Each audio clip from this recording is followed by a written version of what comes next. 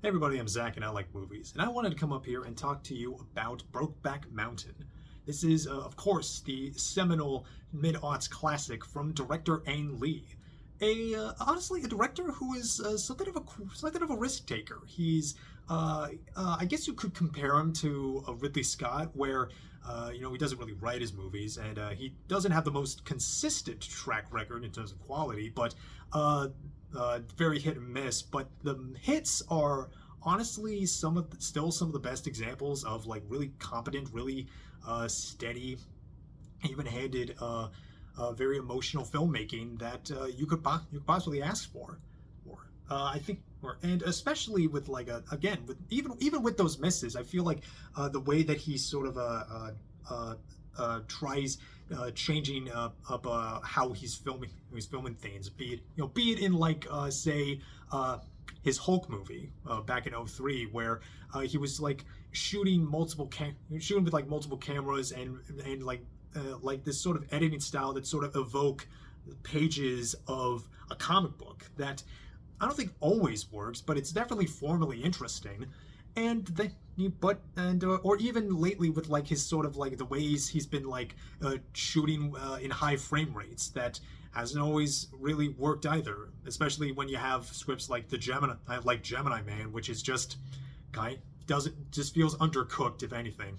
And but to talk about those hits, he's been really on the come up before making this. He had a strain in the mid and early to mid '90s with these really critically acclaimed dramas like Eat, Drink, Man, Woman, his Sense and Sensibility adaptation, The Ice Storm, and absolutely hitting it internationally with the other seminal classic he made in 2000, Crouching Tiger, Hidden Dragon. Still kind of a benchmark of excellent martial arts movies and melodrama.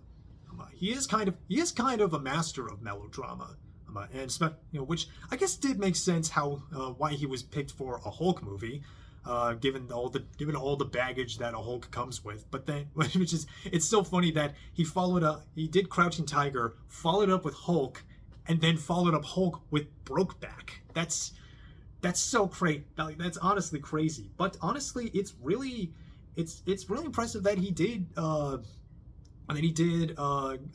Brokeback Mountain, and especially impressive just kind of the legacy that it became. This is which it just recently passed its 20th anniversary, and it's still really showed its staying power, and especially given honestly how controversial it was when it came out. Like, I still remember how homophobic we were back in 2012. So something like this coming out in 2005, that really was a risk take. That really was a risk, and especially given and I think there's I think that sort of like did give way to like the obvious joke of like, oh, it's the gay cowboy movie.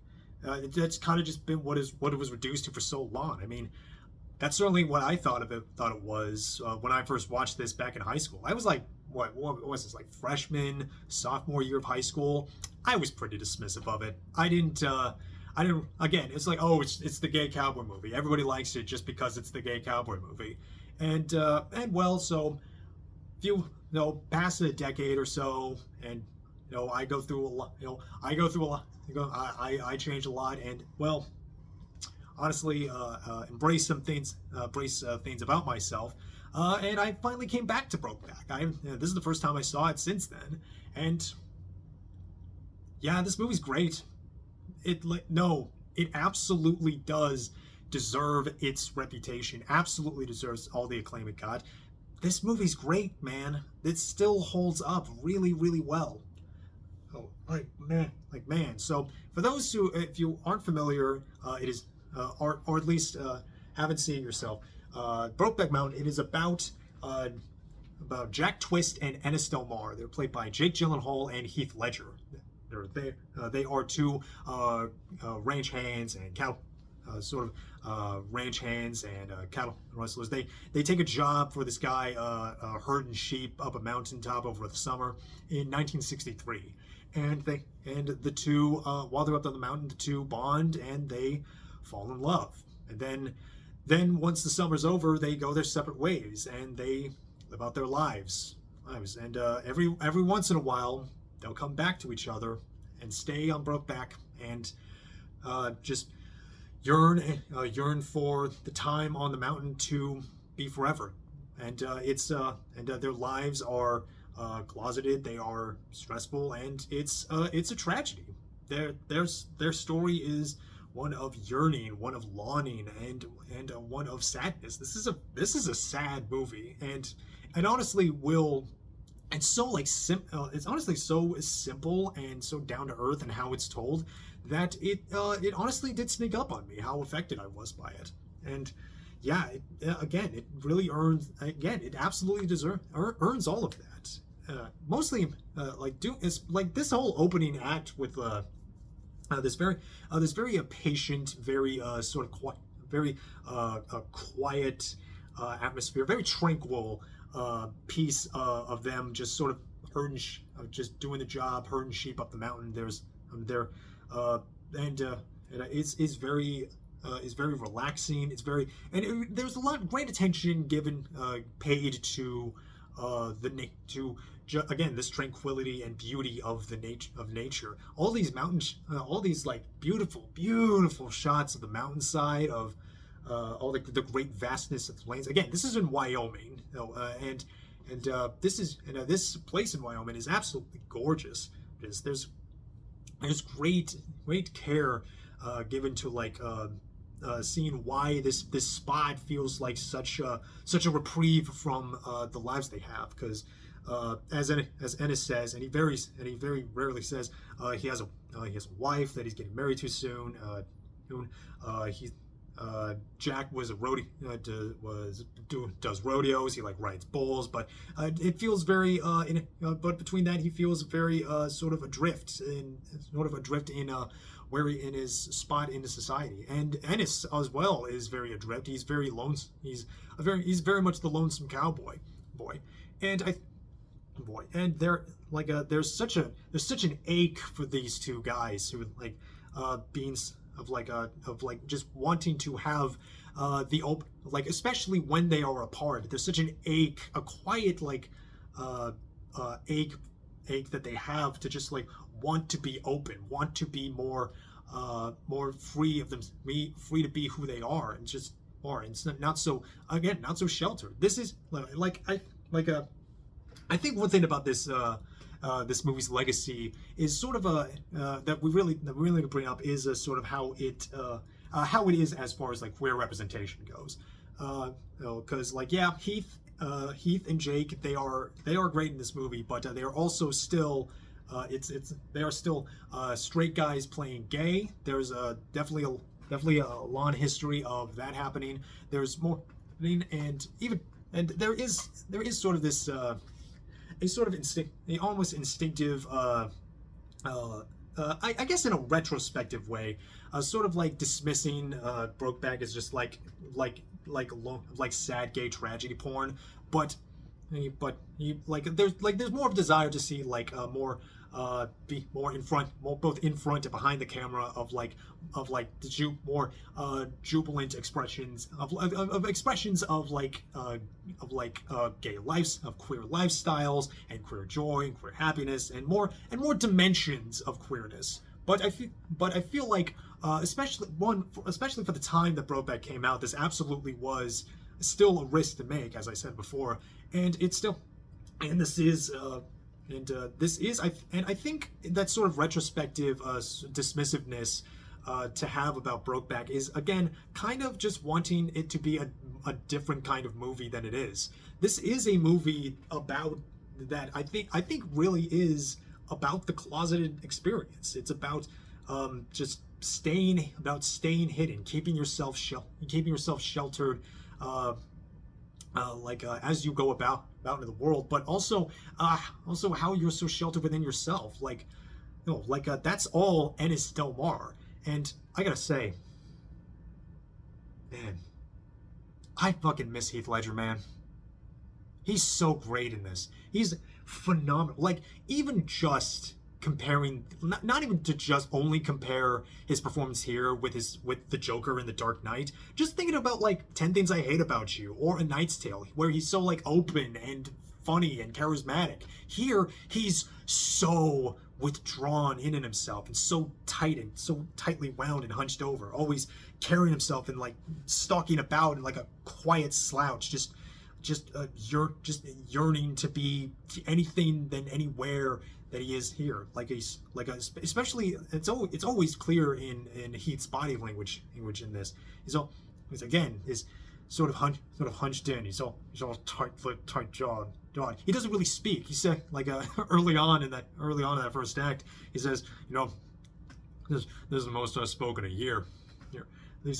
Here, and he's like, it's only through Jack that Ennis is able to like ever be more open, be more vocal, and talk to anybody. And it's not just the way that he interacts with his wife and his daughters, but also there's a flashback later on where he talks to Jack about this thing that this moment he had where his father, he took him and his brother over to show him to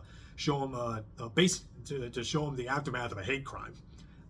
There's he shows him this body of a maybe not even a gay, even another gay ranch hand, just another man that everyone I guess assumed was gay. It's like he lived with another guy, and there were rumors, people got to talking, and it's definitely and Jack and Ennis just assumed that his father was part of the mob that killed him, and even the way this is shot, is very telling. Like, we don't see the father's face. We only infer the way that he's like holding him sort of wrapping his fingers around his neck and sort of like holding on the scruff of his shirt tightly.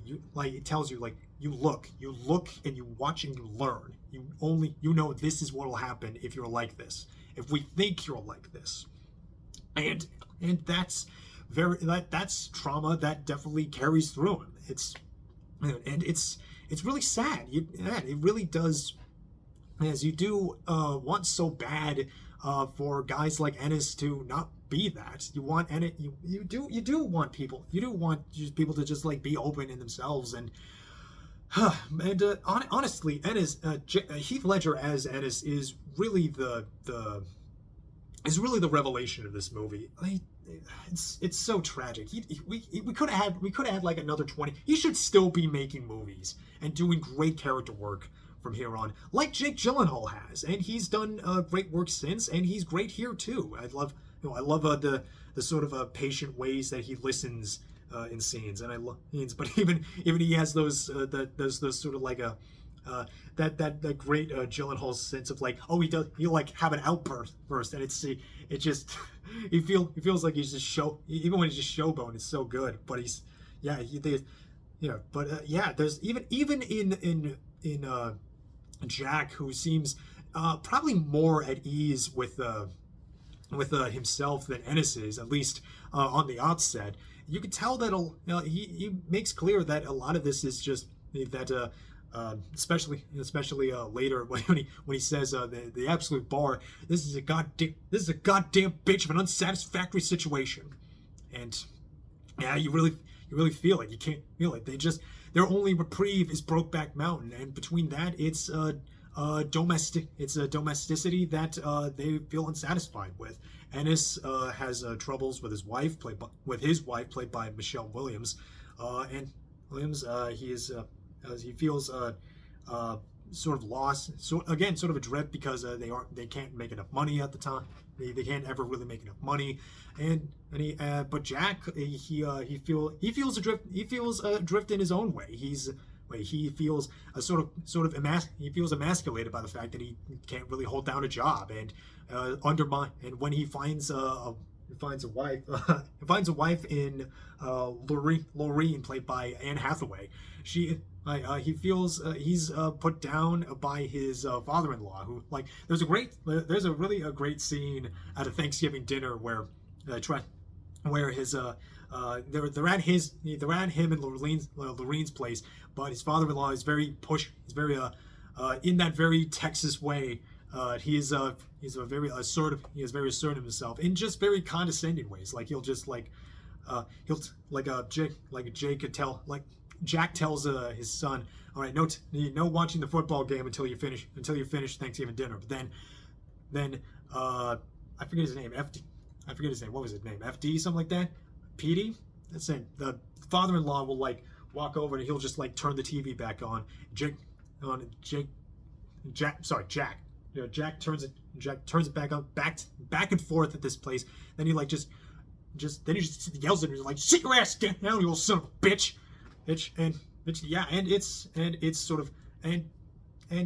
Man, it's stuff like that where, like, again, yeah, this is all like melodrama stuff, but like it's really good melodrama. You can't discount melodrama just because you think some of this is boring. But like, this is real life. This is like the lives of these characters. They feel so attuned. They feel so authentic, and they feel to the place. I also really love how time passes. It never feels very obvious. Like there's a title card early on that, you know, like, oh yeah, we're in Wyoming, 1963. But like there's never any fade to black 4 years later or anything like that. It's just simple observation of the world around them, like the technology and the kind of cars that change. I also change, or even just sort of the styles that they put out. It's subtle, but you notice it. And also there's some appearances of like later on there's appearance by Anna Faris, who's really funny.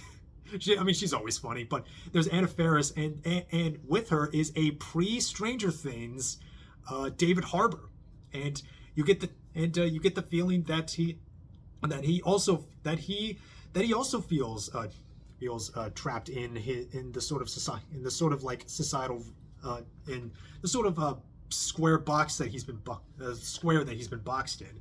And I think even sort of the joke of the gay cowboy movie is both its pretty much its lasting legacy, because it is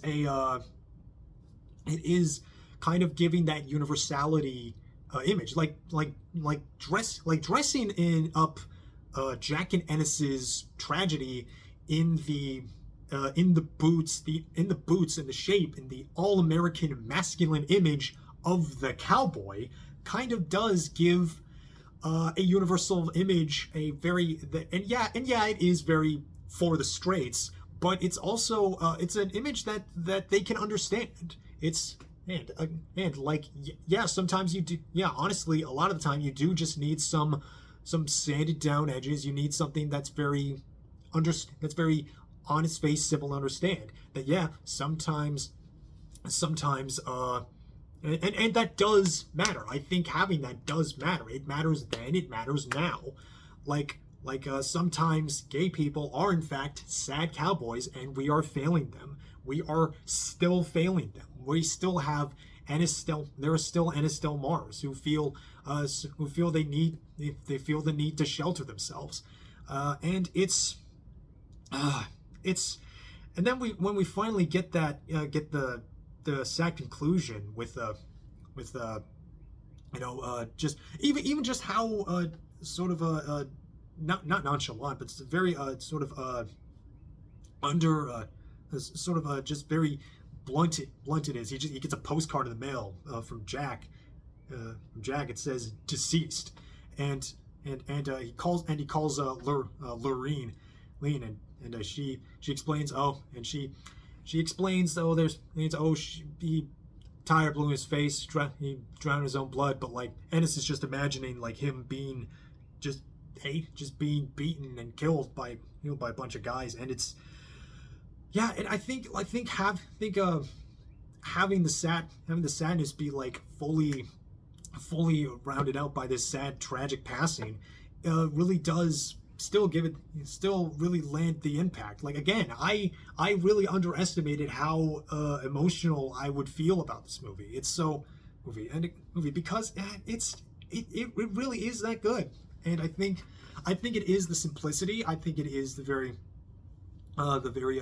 I love the ways that it's so quietly, but also very intentionally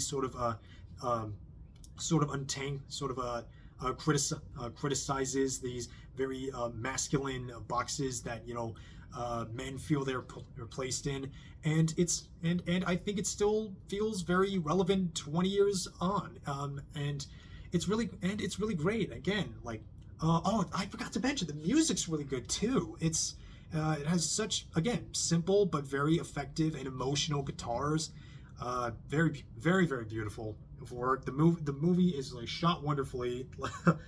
Even again, and yeah, all the performances here are wonderful. It's like Heath Ledger stands atop, but like of course Jakey G does great stuff, and I think also the ladies kind of get some underrated work. Like Michelle Williams here is extremely underrated. Like the reaction that she has when she catches Jack and Ennis kissing is it's heartbreaking.